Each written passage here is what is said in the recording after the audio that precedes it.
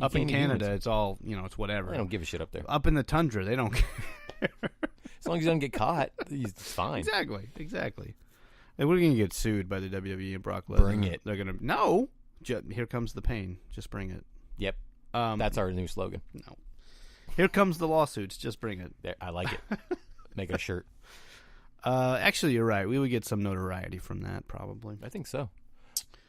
In Ring of Honor, we just had the tag wars that came through here in Dallas. Started with night one. That was fun. Who went to that? I did. You did. Myself and brother Eric, we went. And I'm not sure. I haven't gone back and rewatched it. We may be on it. Nice. Because Matt Taven, the real Ring of Honor world champion. Really selling that. I'm not the only one. I mean, you're really, even on Twitter, you're selling it. Oh, I get likes and retweets by the Kingdom, so it's awesome. I'll take it all day. Why don't you do it on our account then? I did. Oh, okay. Except this last one. I actually don't. I don't ever see tweets from our account. I don't really? know. That's interesting. I'm not even sure I'm following. You might want to put it on. I just Twitter started getting back into Twitter, but then I got into it last weekend when all that kerfuffle happened between the Native Americans. And, yes, and the MAGA and the racist Catholic. But I don't know what the story is there. Well, there's a lot of fucking narratives. Well, there's multiple stories of past events that have happened with that. I did see some videos where those little shits were harassing girls. Oh yeah, they harassed. You know what? Fuck those guys. Yeah, fuck the whole. It's nothing but white people there. Anyway, let's not get into that. But so, I got into Twitter again over that, and then I stopped being political again on Twitter because I was like, "This is fucking stupid." Yeah, I'm gonna focus on this, the city I live in and wrestling stuff I can control. That makes sense. But the night one was. Oh yeah, you might see us because Matt Taven, again the real world champion, was pointing at or was making fun of some fleeced vest wearing guy next to me. Which, if you're wearing a fleece vest, you need to be made fun of, especially to a Ring of Honor show. Come on, exactly. Buddy. They were two business dudes, and he had a. What are they doing there? I don't know. They were drunk, and he was annoying. He was making a lot of sexist comments and a lot of the fleece, other racist the fleece guy. Yeah, not shocked. Fuck that guy. Exactly. Fuck that guy. Also, general. I just followed our own. Boom. Our Twitter. Well done. But you might see us. I'm in a gray cardigan with I believe it was a peach shirt I was wearing. That goes to show you that you can rock some good outerwear and not be a fucking racist. Boom. Plus, I just don't like fleece vests in general. They just kind of scream douchebag. And then he was like, guess what?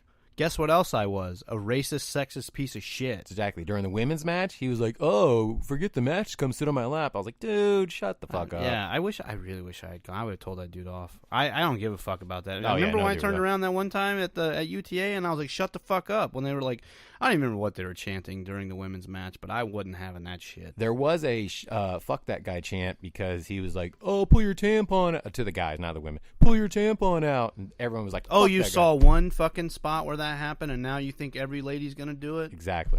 Fuck that guy. Fuck that guy in general. Yeah, I hope that you find this show, sir, and I hope you go have a fucking bad day. Exactly. And then the rest of your week could be fine because you deserve one bad day for your comment. That's fair. But ultimately, you probably need love. If you need change, or if you change, we can come to an understanding. Exactly. Stop saying that shit, though. You don't need to do it. Right. It's not cool. No, not cool. I'm not into it. Right. You know what I'm into? We could talk about how awesome women's wrestling is. All day. We could talk about how awesome Ring of Honor is. All day. We could talk about how awesome all wrestling is. All day. We could talk about how awesome fleece vests are for you, not for me. No, not for me. But for you, if you're into them. Yeah, that's your thing. All day. Apparently, I guess it keeps your core warm, but your extremities are still not, which I don't understand. Whew. Anyway. I got really worked up over that. I got real hot on that. You want to take a sip of the soda? I already did. Oh, okay. So the night one was great here in Dallas, and then night two was down in Houston. I didn't get a chance to see it. I heard it was a good show. The Horror King from the Kingdom kicked the I saw that. Ring of Honor I saw that belt. kick, man. Or I saw that. And Jay Lethal was on top beat of the him shit quick. Yeah. And then I was like, whoa. I loved it. I even said on Twitter, I was like, "That's fine. It's not the real." I think I saw it because you. Yeah, and then he liked it and then retweeted it. It was great. But also, so night three was in San Antonio. I'm curious if Johnny went. I don't think he did, but it'd be great if he did. Johnny, if you went, hit us up. Please let us know. And then the Villain Enterprises won Tag Wars which is Does that mean they get a tag team future- titles because Nice. they immediately got jumped by the Briscoes and put through tables. Awesome. That's how you set up a feud. Uh-huh. That's how you set up a tag team feud, WWE. Not because one guy looked at another guy's girlfriend or some shit. Ugh, what is that? Like, I get it that it's a male soap opera or whatever they always say, even though the ladies are just as involved now. That's true. It's a soap opera in and of itself. But I don't need to see it. That's not what I'm here for. I'm here to watch dudes in their boots and panties jump off ladders and break their knees for my entertainment. I mean, I don't want to see them break. I don't want to see that either. It's really gross. Like when Sid broke his leg, it was the grossest thing ever. I think we should go and move on to the main event of the evening. The main event of the evening. It's a little match that everyone likes to call the Royale Rumble. Or Royal Rumble, if you will. If you're French, it's Royale Rumble. Exactly. So, what was your first Royal Rumble match that you can remember? I want to say it was 1990. I do remember, I believe it was 90 and 91, the Orient Express and the Rockers. Had a hell of a match. On both shows. It was great. I think one of them was... Actually, it wasn't the Rockers. It was I want to say it was the Heart Foundation or High Energy. Whichever one, Coco Beware and that was Owen High Hart. Energy. Okay, High Energy. Either way, the Orient Express. Get your Coco Beware Owen Hart. Get your Owen Hart tag teams right. He had a lot of them. He did. They were like, we don't have anything for you. You're a good wrestler. Get out there and be on a tag team. Go flip around and do some more some of that flippy stuff. And then go cry about your brother or something like that. Anyway, rest in peace, Owen. He should be in. If he's not in the Hall of Fame in the next 5 years, I'm gonna track down. I think Mark he is Hart. like in some Hall of Fames. He's not in the Hall of Fame. Okay, so it was the new foundation. Jim the Anvil Neidhart and Owen Hart, which was essentially they took High Energy and the Hart Foundation. And they were like, Coco, you're fired. Bye. Go with your bird, Frankie, Brett, somewhere else. Go be the IC champion. And he did. He did it well. He did very well. So 91, you but said? they took their pants. They did. They took. They were like checkered. Keep pants. the High Energy costumes, right? And add some cool jackets. Yes, like the Hart Foundation had, but checkered. Exactly. So if you think about it, when the actual Hart Foundation fully formed in 97 with all 5 members. The stable? Yeah, the stable. Owen had tag team titles with 2 of those dudes. Already. Actually, no, that's not a lot. No, he never held it with Neidhart. I was about to say, only with Bulldog. Neidhart only held it with Brett. R.I.P. Oh, so many Hart Foundation members are gone. All of them except for Brett. So... Yeah, think about that one for a second. Sad. And none of them are in the Hall of Fame except for Brett. BS. Well, I think the Hart Foundation... Put them all in at the same time. As a tag team will probably go into. Well, I think the stable will go in. That way they get Pillman in there, they get Bulldog in there, they get Owen wherever they want, they get Neidhart in there. Yeah, but the Hart Foundation tag team had a really good... Oh, I think so too. But I don't think they're going to put Brett in twice for the tag team. We'll let Brett be the first 3 time. He would love that. Although I think Ric Flair may be if Evolution as a group ever goes in. I fucking hope not. Hope they do, man. I don't. How many world championships do those fuckers have between them? That's why they need to be individuals. They have need to be in. They together. probably have like 50 world titles between them. I bet Triple H or Shawn will be a 2-time because of DX, which means Triple H will be a 2-time because he'll be in there by himself. Yeah, but when do you think Triple H is going to be inducted? Because like that dude's going to be running the WWE after Vince dies. Yeah, but still, like, which means that's when Vince goes in. Well, yeah, I agree with that. And so, like, is Triple H not going to be in until he doesn't need to? That's fine with me. That's why Vince hadn't put himself in. Anyway, the Royal Rumble. What was your first Royal Rumble? I believe it was 91 when Hulk Hogan won it for the second time. Second year in a row, if I remember. He was the first person to win twice. So not a shock. Dugan won. Dugan won the original in 88. 88. Who won in 89? Big John Studd. His son is wrestling. Big Sean Studd. Yes, I found him the other day. He looks great. He looks fantastic. He'll be here. He'll be in town soon. I believe he lives around here. So nice in the metro. He looks a lot like his dad, but like a skinnier version of his dad. Much better in shape. Well, yeah. I mean, back then they didn't know about working out as well as they do now. So I mean, it's good, training, but good for him. Yes. I'm glad he's following in his footsteps. So Hogan won in 90 and 91. And this was like when the Royal Rumble was just for fucking bragging rights. I think 91 was when they first decided this needs to be the winner of this one needs to go Hogan on was to the WrestleMania. champion. Not in 91. Wasn't he? No. Who was?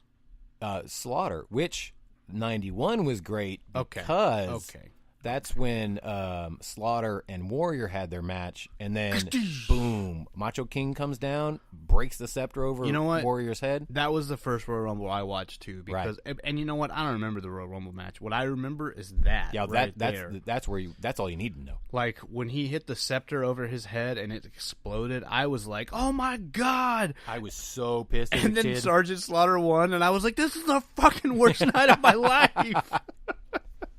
I mean, I was, like, I don't know, 9 at the time, so I had a relatively young life. It might have been the worst night of my life, at least at emotionally. that time. Yeah, I think you're right. I think it was 91, but I think the one that stands out to me the most is the year after the 92 Royal Rumble. The best thing for me was Bobby Heenan was on commentary that with dude was Gorilla so good. Monsoon, which them together is fantastic anyway.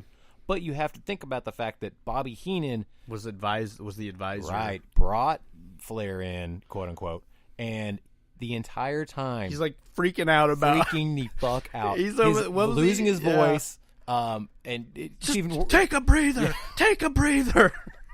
That's not fair to Flair. It's not fair to Flair. And he was so mad because he came in at 3. He did, and then he lasted the entire time and won.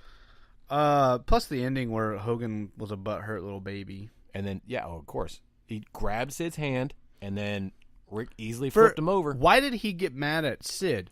For legitimately eliminating him. For following the rules. Right. Like, he got mad at someone for doing what they were supposed to do. That is chicken shit heel stuff. And the biggest face in the company did it. He could have flipped a heel at that point, really and it would have been amazing. But he didn't. So, yeah, it made no sense. And Flair winning was so good. And the promo afterwards, with a tear in my eye. Oh. Plus, he's, there with Mean Gene. Right. Rest in peace. And I feel like we're going to say that a lot on this show. Well, I mean, we talk about older ones. It's easy to do. That's true. That's fair. Because Mean Gene was pretty old. Bobby so Heenan, great. R.I.P. I met him once, and it was amazing. Super nice. Let's switch gears, though, because I'm with you. 92, in my mind, is probably the perfect Royal Rumble. Yes. There's so much, and what I love more about it is if you watch it knowing your professional wrestling history, everyone, almost, I'd say half the people in that match had great feuds with Ric Flair before the WWE. Kerry Von Erich. Mm-hmm. Or they had some sort of connection to him. Right. I mean, Roddy Piper. Yeah, Haku, Tito Santana. Greg Valentine. Greg Valentine and him were tag team partners. Exactly. Nikolai Volkov. There's nothing there, I don't think. Piper. Dugan.